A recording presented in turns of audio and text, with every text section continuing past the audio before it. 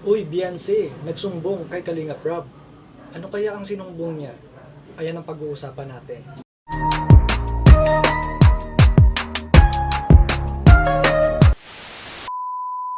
Hello guys, welcome back to my YouTube channel. Panibagong araw at panibagong reaction commentary video na naman ang aking gagawin.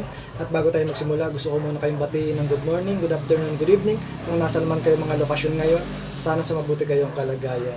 At guys, iniimbitahan ko kayo na mag-subscribe na sa aking munting channel para lagi kayong updated sa aking mga reaction commentary video. So guys, credit kay Kalingap TV, ayan, at ang gagawa natin ng reaction video. Ang title, nagsumbong na sa akin si Beyonce at may message siya sa akin. So, ayan po yung title ng gagawa natin ng reaction video. And credit din kay Kalinga Prab. So guys, without further ado, let's get started. Start tayo at magre-reaction tayo. Lagot na, hindi na natiis ni Beyonce nag-message na siya kay Kalinga Prab. Ito na ang huli. Isang mapagpalang araw sa inyong lahat mga Kalingap, sanay hindi nyo po makalimutan na mag-like sa video na ito.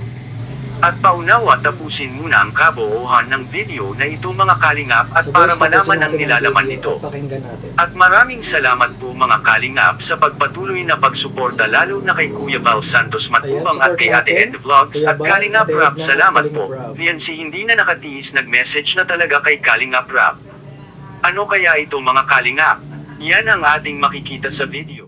So, nag-message si Beyonce kay Kalinga Prab about siguro ang issue ay yung kanyang eskwelahan na hindi yata siya maaaring makasama sa Hong Kong sapagkat may mga schedule na masasagasaan at nandyan din yung OJT ni Beyonce. So, alam naman natin kapag estudyante ka, mahalaga ang OJT.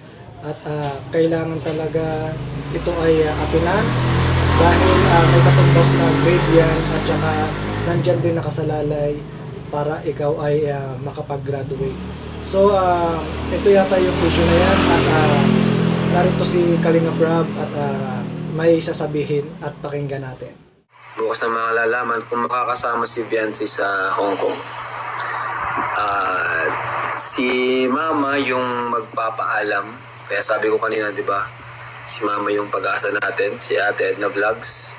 Kasi siya yung pupunta doon. Hindi naman ako pwede kasi marami din akong beneficiaries kailangan puntahan, no? So si Mama pwede naman doon kasi teacher naman si Mama dati, naging principal din. So alam niya yan. Kasi sa totoo lang mga Kalingap, ito sa totoo lang nag-message sa akin si Beyonce. Nag-message siya sa akin kanina. Itong sinabi ni Beyonce mga Kalingap. Hindi daw siya makakasama sa Hong Kong dahil nga dun sa OJT. Guys, at ayon kay Kalinga Prab, sabi ni Beyonce ay kinalulungkot niya na hindi siya makakasama papuntang Hong Kong.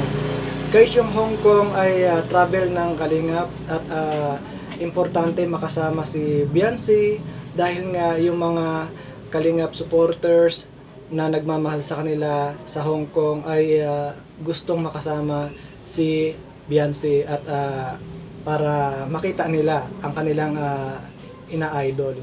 Pero may nangyari nga dahil nga nasagasaan ang schedule ng pag-travel nila yung OJT ni Beyonce.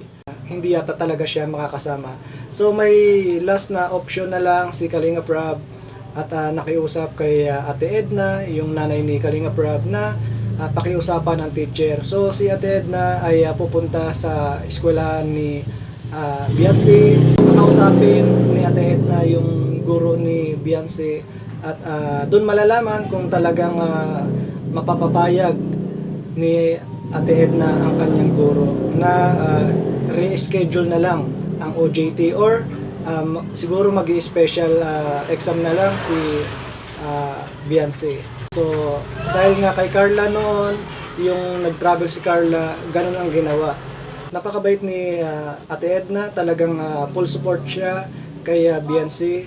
At ito nga si Kalinga Prab ay nalulungkot kung hindi makakasama si Beyonce. Gawa ng yung mga sponsor gumastos para makasama si Beyonce. At ayon nga kay Kalinga Prab ay magandang experience sana pagkakataon kay Beyonce na makapag-travel sa Hong Kong dahil hindi naman lahat ng Kalingap Angel ay nakakapag-travel. So, totoo naman yan.